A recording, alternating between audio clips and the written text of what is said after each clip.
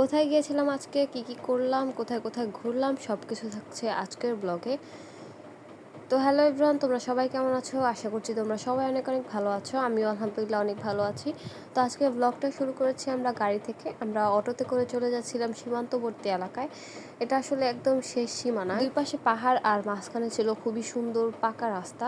And আমরা গিয়েছিলাম হচ্ছে রাবার বাগানে, খুবই সুন্দর ছিল জায়গাটা।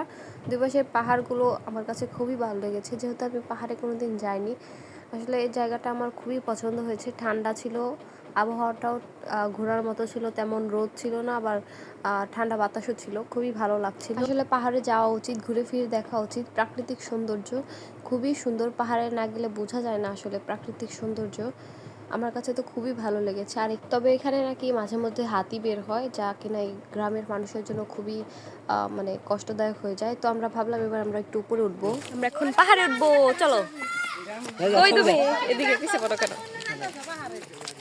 আমরা সবাই এখন পাহাড়ে উঠছি, চলো পাহাড়ে চলে যাই। তারপর আমরা সবাই মিলে পাহাড়ে উঠি, এখানে কিছুক্ষণ সময় কাটাই আর পাহাড়ের ওপর থেকে পুরো প্রাকৃতিক দৃশ্যটা অনুভব করি।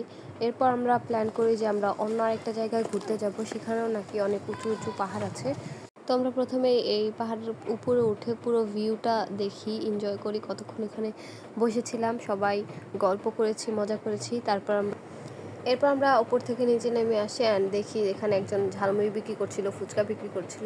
তো আমি ট্রাই করলাম। আসলে এটা নর্মাল ঝালমুড়ি থেকে একটু অন্যরকম, যেহেতু তারা অন্যরকম করে বানায়, অন্য কিছু মশলা দেয়। তবে আমার কাছে খুব ভালোই লেগেছে। যেহেতু এখানে ঝালমুড়ি আর ফুচকা ছাড়া তেমন কিছু খাওয়ার মতো ছিল না, তাই আমরা ঝালমুড়ি আর ফুচকা খেয়ে এখান থেকে রওনা করি অন্য আরেকটা জায়গায় ঘুরতে যাবো বলে। তো এই জায়গাটায় চলে আসি। এখানে সিঁড়ি দেওয়া ছিল, সিঁড়ি দিয়ে পাহাড়ের উপর উঠতে হবে। অ্যান্ড অ্যাট লাস্ট আমরা সবার উপরের পাহাড়টাতে উঠে পড়ে। অ্যান্ড এটা ছিল এইরকম দৃশ্য, আমার কাছে তো খুবই ভালো লেগেছে। অ্যান্ড এখানে ছিল খুবই সুন্দর ঠান্ডা বাতাস। এরকম মনোরম পরিবেশে গেলে আসলে এমনিতেই মনটা ভালো হয়ে যায়। তো মন খারাপ থাকলে আসলে পাহাড়ে যাওয়া উচিত আমার মনে হয়।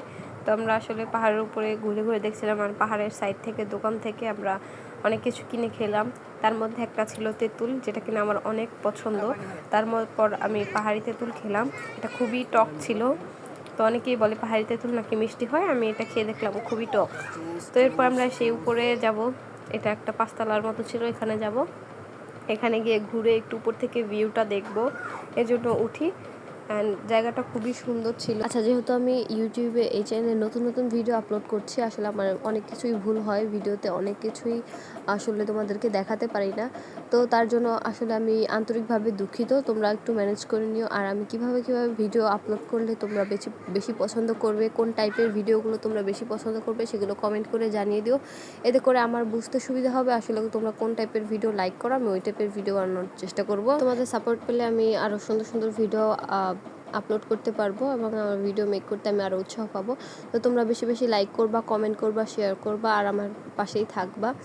তো এই আর কি, সব কিছু মিলিয়ে আজকের দিনটাও আমার খুব ভালো গেছে, ঘুরে ফিরে খুবই ভালোই লেগেছে। তারপর আমরা বাসায় চলে আসি, ঘুরে ফিরে খুব সুন্দর ভিউ দেখে আমার আসলে ভালোই লেগেছে।